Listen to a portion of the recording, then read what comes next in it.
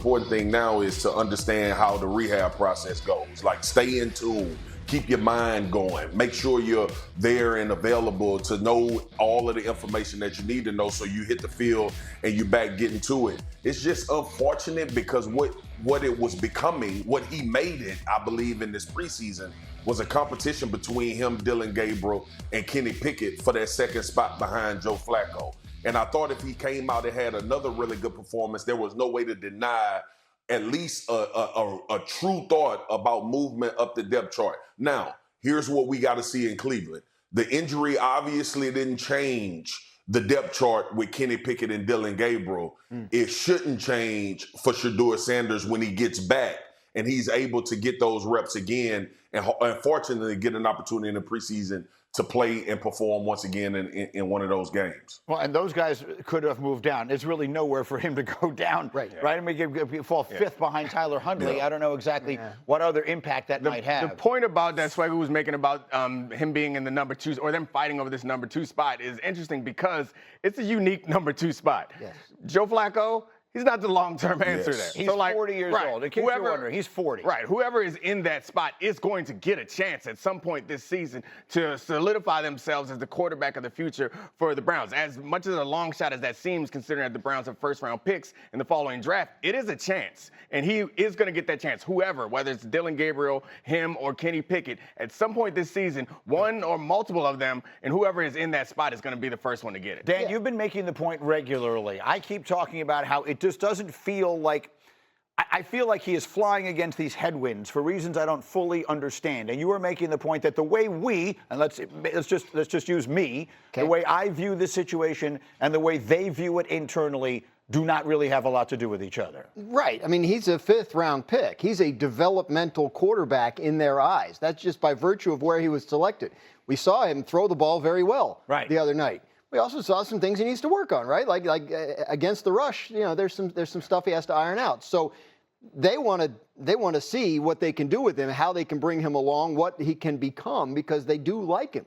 Other than a couple of speeding tickets, my understanding is he hasn't done anything wrong since he got there. Like, he's handled everything, taken the coaching. He has not, he's not acted like, he's owed anything. And I think they're very, very happy with him. But there's so much noise around the kid, right? Like, there's so much conversation around it that we have to kind of peel it back sometimes and say, like, the Cleveland coaches are looking at him the way you would look at a 5th-round quarterback with some promise. Like, we have some things we need to work on with him. When he gets to a point where we would feel comfortable starting him in a game, that would be awesome. Yeah. But they're not naive.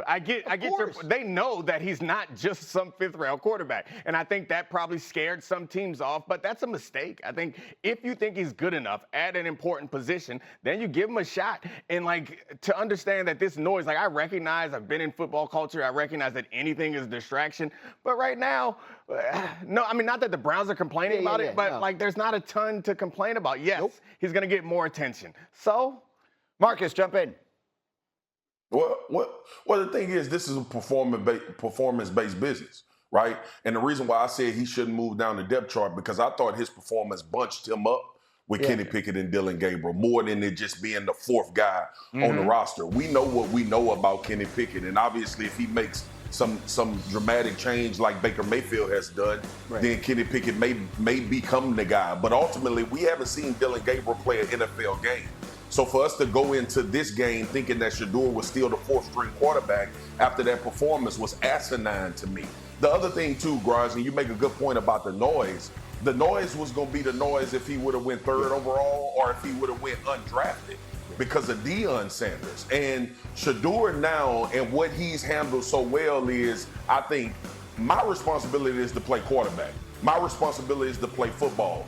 And one of the things that I thought was really smart of him, and I know it was strategic, and I know Prime wanted to be there. He told his dad, "Don't come. Yeah, I can't focus on you being here and what everybody else is going to talk about while I'm trying to get this job." The kid has been under scrutiny his entire life because Deion Sanders is his dad. He's had to play in very important situations because of Deion Sanders being his dad.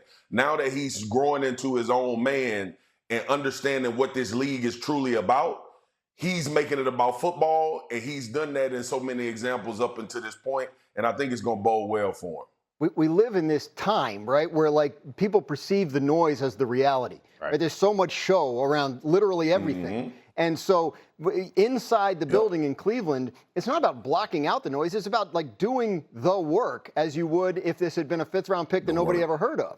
And that, I don't think that's a challenge for the Browns, but the spotlight that's on it puts them in a position where they're constantly having to answer questions about it. And maybe there's some external pressure to move more quickly than they feel like. So it's up to them to be responsible. And so far, it seems like they have been. Yeah, the pressure is going to be there. And it's Shedeur's responsibility to increase that pressure by continuing to practice well and play well. I find it a little bit frustrating, the idea that other teams would move on from someone that they believe to be talented because they're concerned about the noise.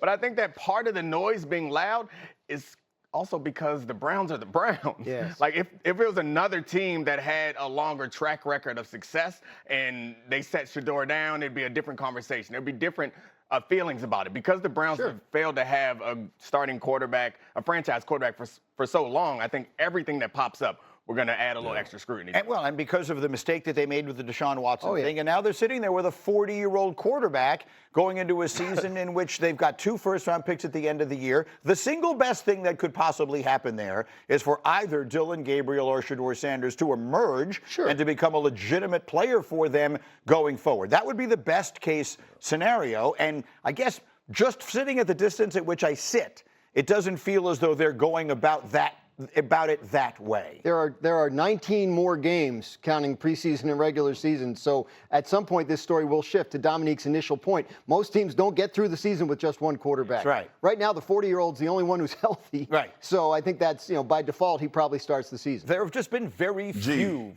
Yeah, go ahead. Last word, Marcus, go. Yeah. Let me say this. Neek and Graz knows this as well. At some point, the player's going to tell you who the quarterback is too. Like it becomes that in the NFL, and these guys gonna have confidence in one of these 3 guys behind Joe Flacco more so than the other, and that's gonna determine a lot as well. Look, there have been very few 5th-round picks in history whose fathers are all-time icons and whose numbers have already been retired at their universities. And so there's just a lot more going on there. Speaking of people that everyone talks about, you may have noticed Taylor Swift was in the news yesterday. She was talking about football. So it got us to thinking, who are the greatest Taylors in football history? We will count them down. Plus, staying with that theme, how does Caleb tell Chicago fans you need to calm down on Sunday night? Our crew will explain exactly what the Bears quarterback needs to do, and I'll tell these guys that's a Taylor Swift song. As we continue next.